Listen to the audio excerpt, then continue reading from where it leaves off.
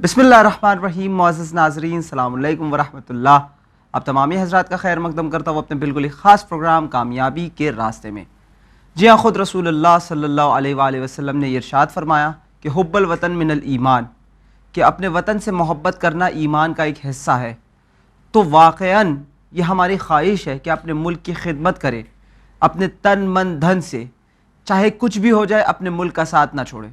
लेकिन सवाल उठता है कैसे? तो अपने मुल्क की खिदमत करने का बेहतरीन मौका फ़राहम करता है यूपीएससी, जो कि एक प्लेथोरा ऑफ ऑप्शंस को ओपन करता है ताकि आप एक मुख्तलिफ अंदाज में अपने मुल्क की सेवा कर सके, उसकी खिदमत कर सके। वैसे तो इस मौजू पर यूपीएससी, इस मौजू पर जो है मज़ीद हमने तफसीली वीडियोस बनाई है, लेकिन आज हमारे साथ मौजूद है वो हस्ती जो है मैनेजिंग डायरेक्टर ऑफ ध्येय आईएएस। जी हाँ, मैं बात कर रहा हूँ जनाब QH खान साहब की। आइए हम उनका इस्तकबाल करते हैं। अस्सलाम वालेकुम सर। वालेकुम अस्सलाम। कैसे आप?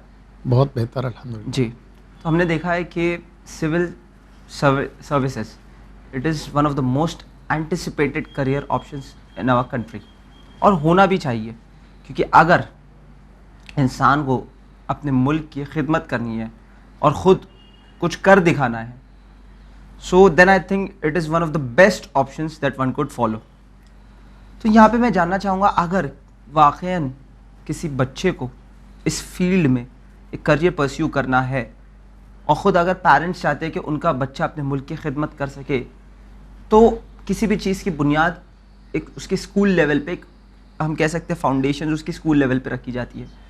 तो पेरेंट्स को अपने बच्चे में हम कह सकते हैं कौन सी स्ट्रीम पे ज़्यादा फोकस करना चाहिए इन ऑर्डर कि उनका बच्चा जो है आगे जाके इस राह में उनका रुझान ज़्यादा हो? जहाँ तक आपने कहा कि civil services is the most preferred career option, इसमें दो राय नहीं है। हमारे मुल्क के लिए अगर कोई सबसे बेहतर कैरियर ऑप्शन माना जाता है, और जो हकीकत में है भी, वो सिविल सर्विसेज है।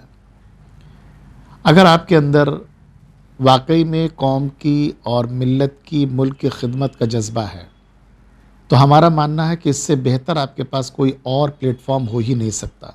बिल्कुल। जो अपॉर्चुनिटी, जो मौके आपको सिविल सर्विसेज फराहम करता है कौम और मिल्लत की खिदमत के लिए, मुल्क की खिदमत के लिए, वो कहीं दूसरी जगह मुमकिन ही नहीं है। बिल्कुल सही। सही मानों में हमारे मुल्क को दो तरीके के इस्टेब्लिशमेंट चलाते हैं। एक पॉलिटिकल इस्टेब्लिशमेंट है जो पॉलिटिशियंस का है, पॉलिटिकल लीडर्स का है, और दूसरा ब्यूरोक्रेट्स का है। बिल्कुल। जो पॉलिटिकल गवर्नमेंट है वो टेम्परेरी नेचर की होती है। पॉलिटिकल गवर्नमेंट्स का मैन गो, आज कोई प्राइम मिनिस्टर है, कल को कोई और होगा, परसों कोई और रहा है, बीते हुए कल में कोई और था, आज कोई और है, आने वाले कल में कोई और होगा, ऑब्वियसली। लेकिन अगर आप ब्यूरोक्रेसी की बात करें, सिविल सर्विसेज की बात करें, सिविल सर्वेंट्स की बात करें, तो इनके ज़रिए फॉर्म होने वाली जो गवर्नमेंट है वो परमानेंट नेचर की होती है। जी। आप अगर आज आईएएस बन गए तो 60 बरस की उम्र में रिटायरमेंट होता है। 60 बरस की उम्र तक आप आईएएस ही हैं। जी।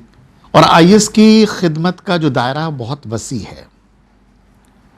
खिदमत पॉलिसी मेकिंग के फ्रंट पर और पॉलिसी इम्प्लीमेंटेशन के फ्रंट पर, दोनों लिहाज से जी। सिविल सर्वेंट्स पॉलिसी मेकिंग के में पार्टिसिपेट करके, पॉलिसी इम्प्लीमेंटेशन का हिस्सा बन के बड़े पैमाने पर कौम, मिल्लत और मुल्क की खिदमत अंजाम दे सकते हैं। Yes, means they are from the start up till the end of the policy. Yes. Exactly. रही बात ये जो सिविल सर्विसेज का कैरियर ऑप्शन है, इस कैरियर ऑप्शन के लिए बच्चों को क्या करना चाहिए ताकि इस कैरियर ऑप्शन को वो न सिर्फ चूज़ कर सके बल्कि उस सिविल सर्वेंट सर्विसेज वाले एग्ज़ाम को वो क्वालिफाई भी कर सके। जी। उसके लिए यूँ तो सिविल सर्विसेज का जो एग्ज़ाम है वो सारे स्ट्रीम्स के लिए ओपन है। ऑब्वियसली मैटर नहीं करता है कि आपने ग्रेजुएशन, जो मिनिमम एलिजिबिलिटी है इस एग्ज़ाम में अपीयर होने के लिए वो ग्रेजुएशन है। जी। मैटर नहीं करता आपने ग्रेजुएशन के सब्जेक्ट में किया है। आप आर्ट्स में ग्रेजुएशन करके आ रहे हैं, आप एलिजिबल हैं इस एग्ज़ाम में अपीयर होने के लिए। कॉमर्स में करके आ रहे हैं, साइंस में करके आ रहे हैं, इंजीनियरिंग में करके आ रहे हैं, मेडिकल साइंस में करके आ रहे हैं, हर तरीके की स्ट्रीम के लिए एग्ज़ाम ओपन है। तो किसी एक पर्टिकुलर स्ट्रीम को चूज करना चाहिए इस एग्ज़ाम के लिए, ऐसा कोई ज़रूरी नहीं है। लेकिन अगर आपका शुरू से सिविल सर्विसेज में जाने का इरादा है तो बेहतर ये है कि जो भी आप स्ट्रीम को पसंद करते हैं, जिसमें भी आपका इंटरेस्ट है, जी जिधर भी इंक्लिनेशन है, आप उसको लीजिए और उस स्ट्रीम की में पढ़ाई करने के साथ साथ जो सिविल सर्विसेज का ओरिएंटेशन है जी वो ओरिएंटेशन डेवलप करना शुरू कर दीजिए। सिविल सर्विसेज के एग्ज़ाम की जो डिमांड है उस डिमांड के हिसाब से अपने आप को पर्सनालिटी वाइज भी और अपनी नॉलेज वाइज भी आप अपने आप को तैयार करते रहें। बिल्कुल। उसके लिए एक बेहतर रास्ता ये है कि बच्चा 6 से लेकर 10 तक जब स्कूल में होता है तो एनसीईआरटीज़ पढ़ता है। बिल्कुल सही। आप एनसीईआरटीज़ पढ़िए, लेकिन पढ़ाई का मकसद ये ना हो कि चंद दिनों के बाद होने वाले एग्ज़ाम को पास करना, बल्कि मकसद ये हो कि इस पढ़ाई के ज़रिए हम वो अंडरस्टैंडिंग बिल्ड करेंगे, हम वो विजडम डेवलप करेंगे ताकि हम कल अपने आप को सिविल सर्विसेज एग्ज़ाम के लिए भी तैयार कर सकें। यानी एक लॉन्ग टर्म विजन रखना, लॉन्ग टर्म विजन के साथ आपको पढ़ाई करनी होगी। लेकिन अगर उस लेवल पर बच्चे को सही रहबरी मिल जाए, सही सरपरस्ती मिल जाए, बड़े लोग उसको समझाने वाले मिल जाए, तो शायद वो क्लास 6 से ही अपने आप को सिविल सर्विसेज के लिए तैयार करना शुरू कर देगा। और अगर कोई ऐसा करता है तो हमारा मानना है कि जैसे ही उसकी उम्र आएगी, जैसे ही वो एलिजिबल होगा, वो फर्स्ट अटेम्प्ट में इस एग्ज़ाम को पास कर सकता है। तो ये लेकिन अगर किसी के हाथ से मौका जा चुका है, बच्चा 8th में आ चुका है, बच्चा 10th कर चुका है, बच्चा 12th कर चुका है, तो जो गुजर गया वो गुजर गया। अब आज से ये कोशिश शुरू कर दे कि आज से जो मुझे आगे पढ़ना है वो सिविल सर्विसेज एग्ज़ाम के ओरिएंटेशन के साथ पढ़ना है। यस। और यहाँ पे हम ये कह सकते हैं कि हवा बना के रखा गया है कि सिविल सर्विसेज एग्जामिनेशंस जो है वो एक्चुअली में they are pretty much tough and it is impossible for anyone to clear it in the first attempt itself. क्या ये एक मिथ है कि एक्चुअल में ये एक फैक्ट है? क्योंकि आप बेहतर हमसे जानते हैं कि आप खुद ट्रेन करते हो उन्हें।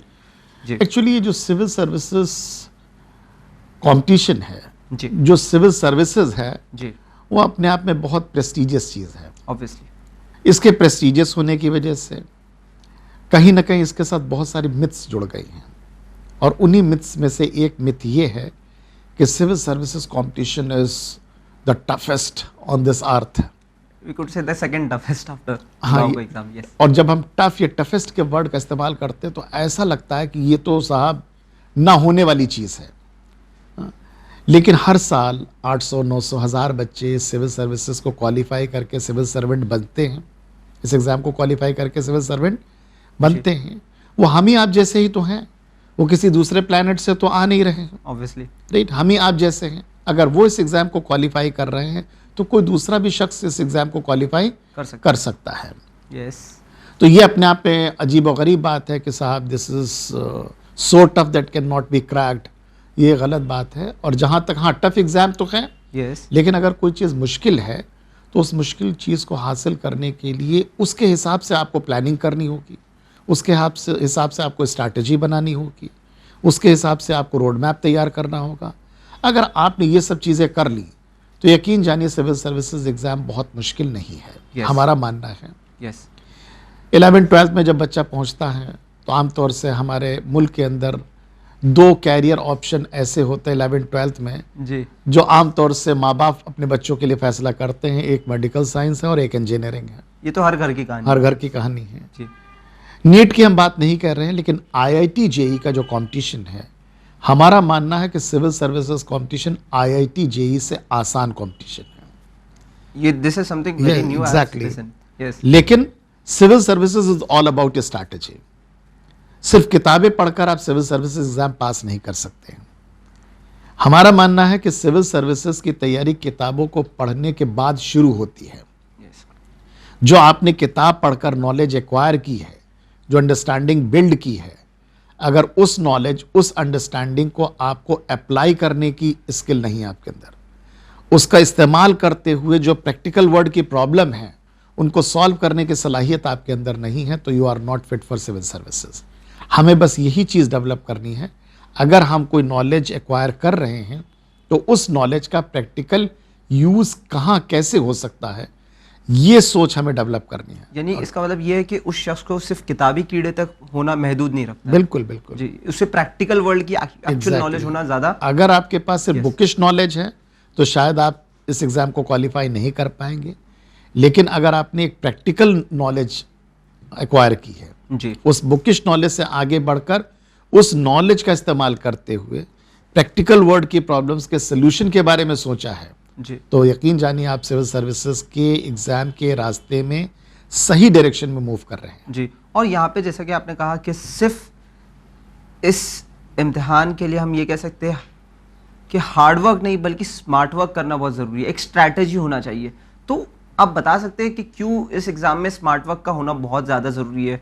इसलिए क्योंकि देखिए कंपटीशन मुश्किल है। जी तकरीबन 5 लाख बच्चे इस कंपटीशन में अपीयर होते हैं हर साल। जी। 3 स्टेजेस का ये एग्ज़ाम है और 800-900,000 depending upon number of seats बच्चे सेलेक्ट होते हैं। जी हमारा मानना है कि जो 5 लाख बच्चे एग्ज़ाम में अपीयर हो रहे हैं सारे के सारे सीरियस कैंडिडेट्स नहीं हैं, सीरियस एस्पिरेंट्स नहीं हैं, सारे के सारे डिज़र्विंग नहीं हैं। जी लेकिन अगर हम सीरियस डिज़र्विंग पोटेंशियल कैंडिडेट्स की बात करें जी, तो हमारा मानना है तकरीबन 50 से 60 हज़ार बच्चे तो हैं ऐसे। यानी उस 5 लाख में से 50 से, लेकिन 50 से 60 हज़ार बच्चों में से 1,000 बच्चों की लिस्ट में अपना नाम दर्ज कराना यह आसान काम नहीं है। कंपटीशन मुश्किल है, जी, बट इम्पॉसिबल नहीं है, इम्पॉसिबल नहीं है और बहुत मुश्किल भी नहीं है। मुश्किल है, राइट। 50-60 हज़ार बच्चों में से 1,000 बच्चों की लिस्ट में अपना नाम दर्ज कराना ये बहुत मुश्किल नहीं है। जी लेकिन इस मुश्किल काम के लिए, जो मुश्किल है बहुत मुश्किल नहीं है, जी इस मुश्किल काम के लिए आपके पास सही स्ट्रैटेजी होनी चाहिए, सही अप्रोच होनी चाहिए और उस स्ट्रैटेजी के लिए आपको अपनी इस एग्ज़ाम की डिमांड को समझना होगा, राइट। और अपने आप को समझना होगा, अपने आप को जिन हालात में अभी आप हैं जी उससे उठाकर इस तरीके से तैयार करना होगा कि आप इस एग्ज़ाम को क्वालिफाई कर सकें। याद रखिएगा, this exam is same for all, pattern is same for all, structure is same for all, questions asked in examination are same for all, but all aspirants are not same. यहाँ पर individual differences देखने को मिलते हैं। हर बच्चे की social background अलग अलग है, एजुकेशनल बैकग्राउंड अलग अलग है, फाइनेंशियल बैकग्राउंड अलग अलग है, उसका एक्सपोजर अलग अलग है, उसके स्ट्रेंथ और वीकनेसेस अलग अलग हैं, राइट। उसके लाइक्स और डिसलाइक्स अलग अलग हैं। बिल्कुल। तो जाहिर इन सबको सामने रखते हुए आपको प्लानिंग करनी होगी ताकि आप इस एग्ज़ाम को क्वालिफाई कर सकें। अगर आप अंधी रेस में सिर्फ दौड़ना शुरू कर देंगे, किताबें घर में ले आए, लाइब्रेरी बना ली और सिर्फ आपने बुक वॉर्म बनकर बुक रीडिंग स्टार्ट कर दी, इससे काम नहीं चलेगा। आपको सही स्ट्रैटेजी की ज़रूरत है और उस स्ट्रैटेजी डिज़ाइनिंग में सही गाइडेंस की ज़रूरत है। अगर प्रॉपर गाइडेंस मिल जाए तो हमारा मानना है कि 2 साल से ज़्यादा वक्त नहीं लगेगा इस एग्ज़ाम को क्वालिफाई करने में। जी 1 साल इस एग्ज़ाम के प्रोसेस में लग जाता है। ये 3 स्टेजेस का एग्ज़ाम है, जी preliminary exam, yes main exam and then personality test. Okay तो इन 3 स्टेजेस के इस एग्ज़ाम के प्रोसेस में ही 1 साल का तकरीबन वक्त लग जाता है। ओके और 1 साल पहले अगर बच्चा तैयारी स्टार्ट कर देता है, सही स्ट्रैटेजी, सही प्लानिंग, सही अप्रोच, सही रोड मैप के साथ सही डायरेक्शन में मूव करते हुए, तो फर्स्ट अटेम्प्ट में इस एग्ज़ाम को पास किया जा सकता है। And first attempt is the most probable attempt. To pass ज़्यादा यस इस एग्ज़ाम को पास करने की ज़्यादा इम्कानात फर्स्ट अटेम्प्ट में हैं। लेकिन अक्सर फर्स्ट अटेम्प्ट में इसलिए लोग क्वालिफाई नहीं करते हैं क्योंकि फर्स्ट अटेम्प्ट में हम सीरियस नहीं होते हैं। फर्स्ट अटेम्प्ट हम देते हैं इसलिए ताकि देखें एग्ज़ाम है क्या, हम कहाँ स्टैंड कर रहे हैं। तो एग्ज़ाम देखने के लिए एग्ज़ाम दिया जा रहा है। ये तरीका है, कुछ मकसद के लिए एग्जाम दिया है। जी जब तक आप एग्ज़ाम के लिए तैयार ना हो तब तक एग्ज़ाम में अपीयर होना ही नहीं चाहिए। हमारा मानना ये है। Means we should take the exam very seriously and from day 1, yes right. Starting में जब आप तैयारी स्टार्ट करते हैं आपका एनर्जी लेवल आसमान छू रहा होता है, obviously zeal, vigour, enthusiasm sky rocketing, right. आप इन सब चीज़ों का पॉजिटिव यूटिलाइजेशन कर सकते हैं। लेकिन जैसे जैसे वक्त गुजरता जाता है और कामयाबी हाथ नहीं लगती है तो आप नर्वस होने लगते हैं, आप डिप्रेस्ड होने लगते हैं, डीमोरलाइज्ड होने लगते हैं और ये कहीं ना कहीं आपकी परफॉर्मेंस पर एडवर्स इम्पैक्ट डालती है। जी इसलिए जब आपका एंथुजियाज्म ऊपर हो, एनर्जी लेवल हाई हो, आपको ऐसी प्लानिंग करनी है कि इसके पॉजिटिव यूटिलाइजेशन के जरिए आप इस एग्जाम को क्वालिफाई कर लें। जी। और हमने एक बात नोटिस की है कि ऐसे इम्तिहानात में जो है apart from the main subject itself, logical reasoning, mental abilities, इन तमाम चीज़ों का टेस्ट लिया जाता है। और इवन इंटरव्यू टेस्ट में भी हम ये जानना चाहते हैं कि क्यों जो है लॉजिकल रीजनिंग और मेंटल एबिलिटीज़ का, यानी एक हम कह सकते हैं चाहे वो इंटरव्यू राउंड्स में हो या खुद पेपर के इसमें हो, तो ऐसा क्यों लिया जाता है लोगों को?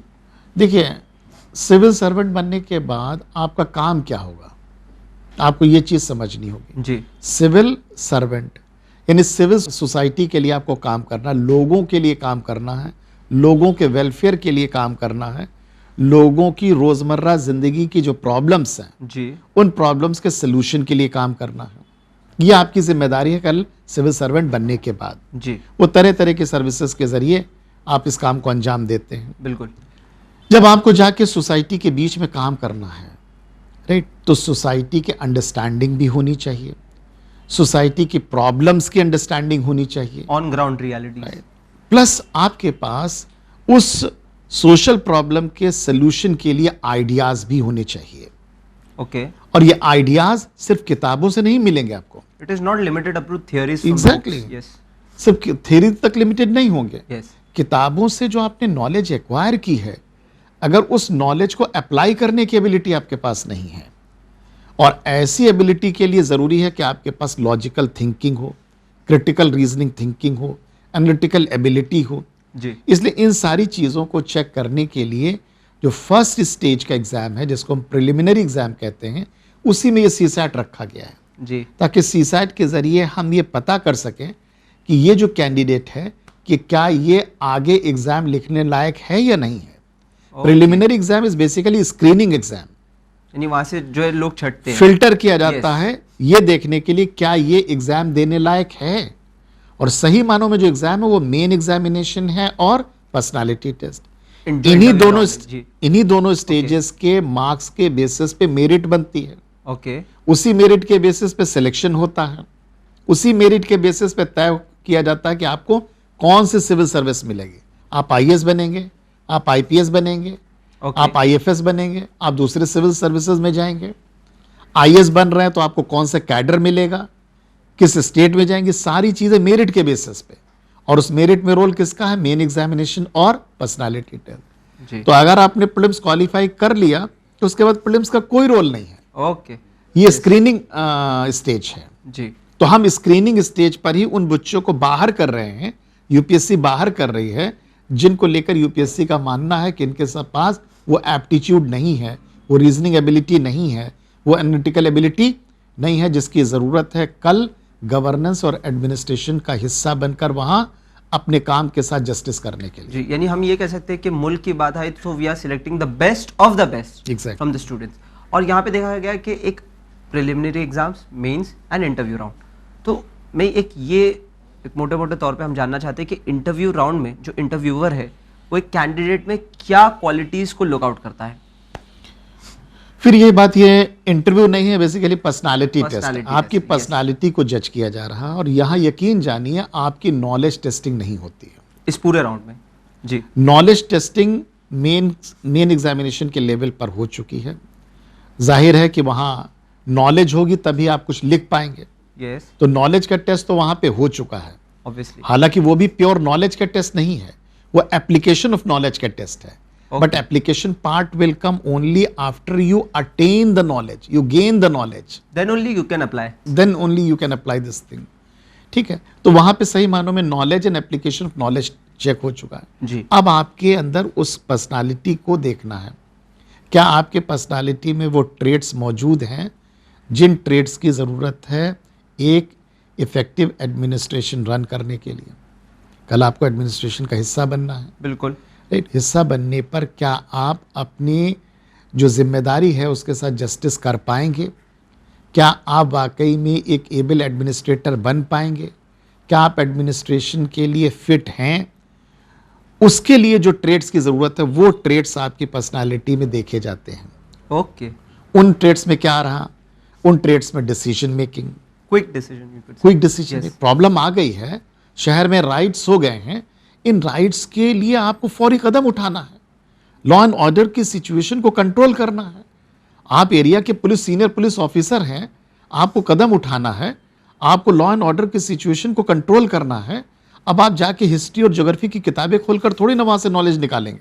मीनवाइल जब तक करोगे तो पूरा शहर चल चुका होगा। पूरा शहर जल चुका होगा। जी। तो आपके पास डिसीजन मेकिंग एबिलिटी होनी चाहिए, आपके पास इंटरपर्सनल स्किल्स होनी चाहिए। अकेले काम नहीं करेंगे, ऑब्वियसली। आपको पूरी टीम को लीड करना, पूरी टीम के साथ आपको काम करना है। जी। राइट, वो आपके पास इंटरपर्सनल स्किल्स होनी चाहिए। तो ये सारी चीज़ों को हम देखते हैं उसमें। आपके अंदर वो स्मार्टनेस होनी चाहिए, हाँ? वो इंटरपर्सनल स्किल्स होनी चाहिए, वो कम्युनिकेशन स्किल्स होनी चाहिए। इन्हीं सब चीज़ों को जज किया जाता है। वो कॉन्फिडेंस होना चाहिए। इन्हीं सब चीज़ों को आपके इंटरव्यू में देखा जी। जाता है। हमने देखा है कि while preparing for such examination एक स्टूडेंट जो है वो अपने लाइफ में जो है कई सेटबैक्स को सफ़र करता है और इस सूरत हाल में वो अपना हौसला, अपनी उम्मीद खो बैठता है। तो ऐसे स्टूडेंट्स को आप क्या पैगाम देना चाहोगे? देखिए, सिविल सर्विसेज चीज़ बहुत बड़ी है, इसमें दो राय नहीं है। सिविल सर्विसेज में आने के बाद, सिविल सर्वेंट बनने के बाद आपकी दुनिया बदल जाती है। आपके ऊपर बड़ी जिम्मेदारी कंधों पर रख दी जाती है। जब चीज़ बहुत बड़ी होती है तो उसको हासिल करने के लिए बहुत सारे सैक्रिफाइसेस और कॉम्प्रोमाइज़ेस की भी ज़रूरत पड़ती है। ऑब्वियसली। वहाँ पर यह हो सकता है कि इस रास्ते में आगे जा रहे हैं, कभी कामयाबी मिल रही, कभी नाकामी मिल रही है। बिल्कुल। तो नाकामी का झटका अगर मिलता है तो उसका मतलब ये नहीं है कि हम सिविल सर्विसेज के मैदान को छोड़कर भाग जाएं। बिल्कुल सही। बल्कि नाकामी मिलने के बाद हमें अपना तज्जिया करना चाहिए, अपना एनालिसिस करना चाहिए कि हमसे कहाँ पे कमी रह गई जिसकी वजह से ये नाकामी हमें मिली है।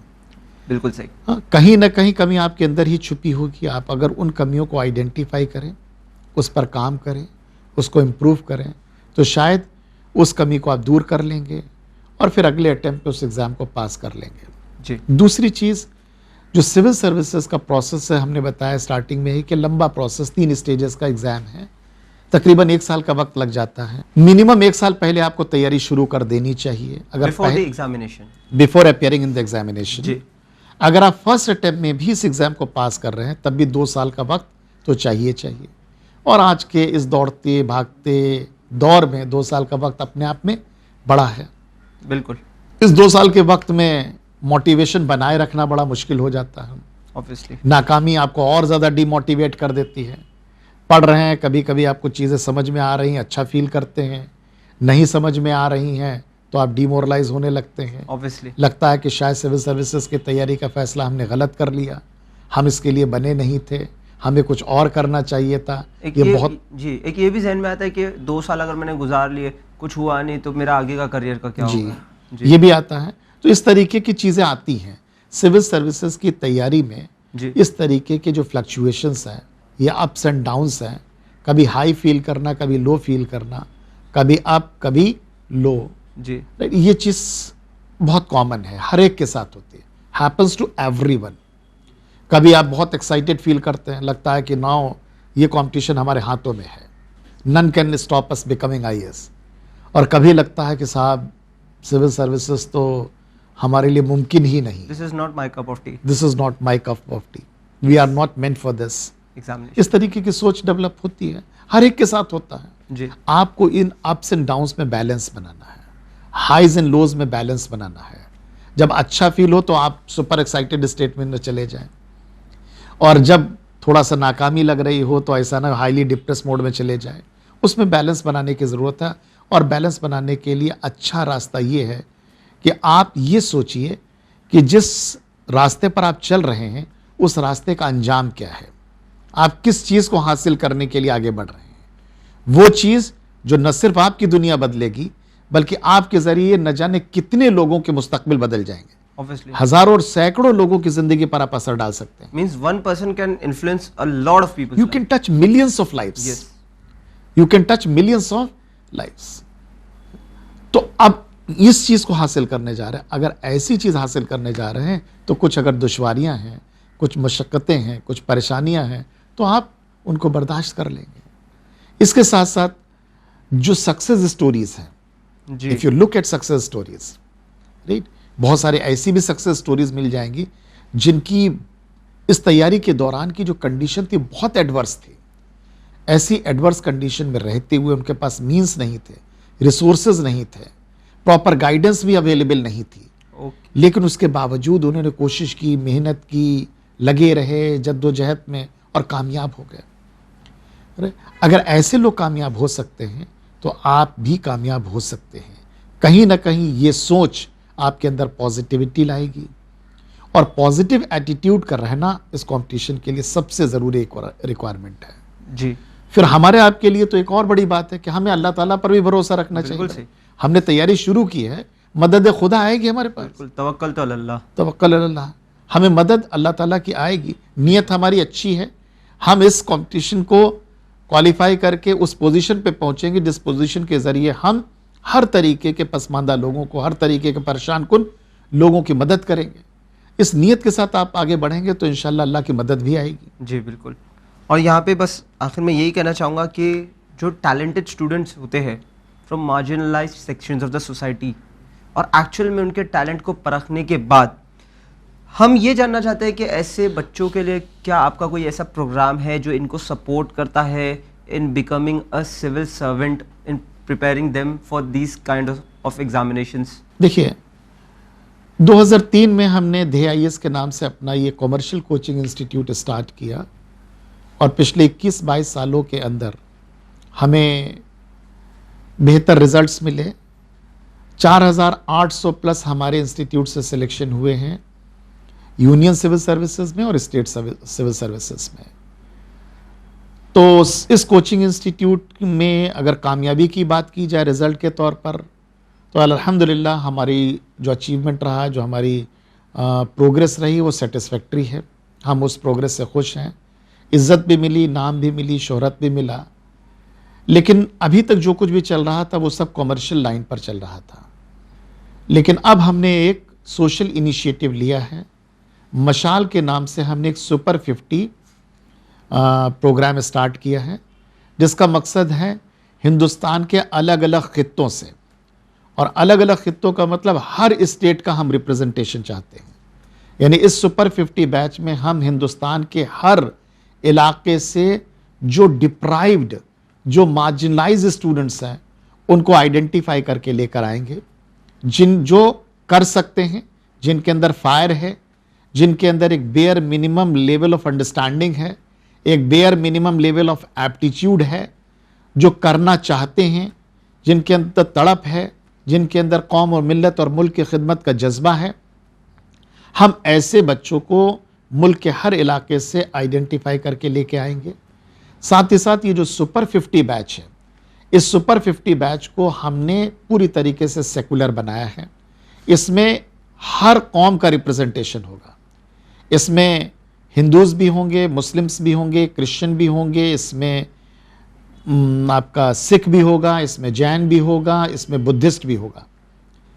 ये जो सुपर 50 बैच है, इस सुपर 50 बैच में न सिर्फ हम एकेडमिक सपोर्ट देंगे, फुल एकेडमिक सपोर्ट देंगे, बल्कि इसके साथ साथ फूडिंग एंड लॉजिंग फैसिलिटी, ये पूरी तरीके से रेजिडेंशियल प्रोग्राम है, और जो वर्ल्ड क्लास फैसिलिटीज़ हो सकती हैं वो हम यहाँ प्रोवाइड कर रहे हैं। एक sizeable room fitted with AC, attached lat bath fitted with geyser. एक फ्लोर पर 5-6 रूम्स हैं, हर फ्लोर पर हमने एक RO के अरेंजमेंट किया है, हमने माइक्रोवेव ओवन रखा है, गैस स्टोव रखा है, रेफ्रिजरेटर रखा है, लॉन्ड्री फैसिलिटी सारे बच्चों को मिलेगी। सारे बच्चों का हम मेडिकल इंश्योरेंस करा रहे हैं। कहने का मकसद ये है कि बच्चा जब आएगा तैयारी के लिए हमारे पास इस सुपर 50 में, तो बिना किसी डिस्ट्रैक्शन के वो पूरी तरीके से फोकस्ड होकर तैयारी पे लगा रहे। उसकी सारी ज़रूरतों की जिम्मेदारी हमने ले रखी है। साथ ही साथ एकेडमिक्स की भी फुल रिस्पॉन्सिबिलिटी हमारी है। जैसे हमने स्टार्टिंग में कहा कि ये जो सिविल सर्विसेज कंपटीशन है, इसके लिए बहुत पर्सनलाइज स्ट्रैटेजी की ज़रूरत है। अगर पर्सनलाइज स्ट्रैटेजी बननी है तो पर्सनलाइज गाइडेंस भी चाहिए, 1-on-1 मेंटोरशिप भी चाहिए। और ये जो प्रोग्राम है ये बेसिकली 1-on-1 मेंटोरशिप पर बेस्ड है, टेलर्ड गाइडेंस पर बेस्ड है, कैंडिडेट स्पेसिफिक गाइडेंस पर बेस्ड है, जहां हमारे मेंटोर्स बच्चों के साथ 1-to-1 बेसिस पर काम करेंगे। और हमारे इस प्रोग्राम का ऑब्जेक्टिव बिल्कुल क्लियर है। We want 100% result from this Mashaal programme, from this super 50 batch. ये हमारा बैच स्टार्ट होने जा रहा है और इसके लिए हम मुल्क के अलग अलग इलाकों में जा रहे हैं, वहाँ से बच्चे हम सेलेक्ट कर रहे हैं। हमने नॉर्थ इंडिया को तकरीबन पूरी तरीके से कवर कर लिया है, ईस्टर्न और नॉर्थ ईस्टर्न इंडिया भी पूरी तरीके से कवर कर लिया है। अब हमारा नेक्स्ट मूव आपका वेस्टर्न इंडिया और सदर्न इंडिया है, यहाँ से भी हम बच्चों को लाएंगे ताकि हम 50 स्टूडेंट का एक डाइवर्स बैच, जो रिलीजन वाइज भी डाइवर्स होगा और रीजन वाइज भी डाइवर्स होगा, जिसका ऑब्जेक्टिव ये है कि अगले 2 साल के अंदर हम इस सुपर 50 बैच से 100% रिजल्ट हासिल कर सकें। और अल्लाह की ज़ात पर हमें पूरा भरोसा है, नीयत हमारी साफ है, पूरा भरोसा है कि अगले 2 साल के बाद हमारे पास इन 50 बच्चों का रिजल्ट होगा इंशाल्लाह। बहुत बहुत शुक्रिया सर कि आपने अपना कीमती वक्त दिया और ये हमारी खुशनसीबी थी कि हम आपको अपने इस प्रोग्राम पे बुला पाए और हमारे व्यूअर्स के लिए आपने जो एक पैगाम पहुंचाया है कि आपने एक ऐसा बैच स्टार्ट किया है जो religion wise as well as region wise secular है, ये अपने आप में एक बहुत बड़ी बात है। अल्लाह रब्बुल इज़्ज़त से दुआ है कि आपको इस सोशल काम में मज़ीद कामयाबी इनायत फरमाए। शुक्रिया जी नाज़रीन, आखिर में यही कहना चाहूँगा कि वाक़ईन knowledge is the lamp of wisdom, कि इल्म हिकमत का चिराग होता है। तो अगर आपको अपनी नस्ल सुधारनी है, दुनिया और आखिरत में फ़लाह व बहबूदी हासिल करनी है, तो बस इल्म हासिल करें। और जिस तरह से सर ने कहा है कि अगर आपको उनके बैच में एनरोल होना है तो आपकी स्क्रीन पर जो है ये कॉन्टैक्ट नंबर दिख रहा है, या आप हमें मेल भी कर सकते हैं winislam@gmail.com पर। मज़ीद इंक्वायरीज़ के लिए नंबर्स पर कॉन्टैक्ट करें। तब तक के लिए हम लेते हैं आपसे अलविदा, मगर देखते रहिए चैनल विन। शुक्रिया, खुदा हाफिज़।